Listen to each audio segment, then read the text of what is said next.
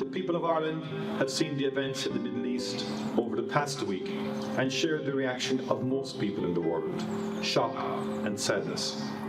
It is a terrible development that there are so many people today who look at an atrocity and first check who's behind it before they justify it. We saw this here for 30 years, where there was no end to the horrors which some people would cheer if they thought it was carried out by their own. The savage acts committed by Hamas cannot be cheered or justified by anyone. There was no targeting of a military enemy. They knew that they were indiscriminately killing civilians. They knew what they were doing when they decided to murder and kidnap young children. If you cannot condemn this without a lengthy delay and without adding in weasel words about equivalence, all it does is prove that you do not actually believe in basic values.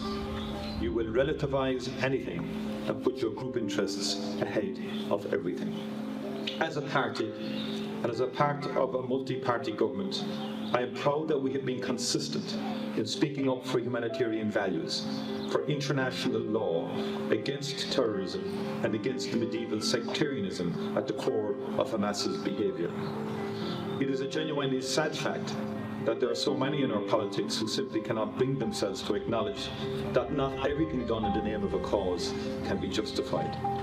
And this is why we have been resolute from the beginning in calling on Israel to respect essential humanitarian principles.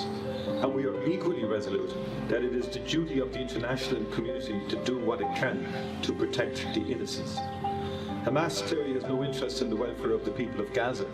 If they did, they would not have taken action which they knew would bring overwhelming retaliation. Their supporters here should take the time to remember this. Once again, I call on the government of Israel to allow basic humanitarian aid and protection to the civilian population of Gaza. When this war is over, and it will hopefully be over as soon as possible, it will again be necessary to find a way to coexistence and tolerance. And Ireland is working with the United Nations and with colleagues across the European Union to ensure humanitarian corridors to the people of Gaza and to bring pressure to bear to ensure that the innocents are protected in our common humanity.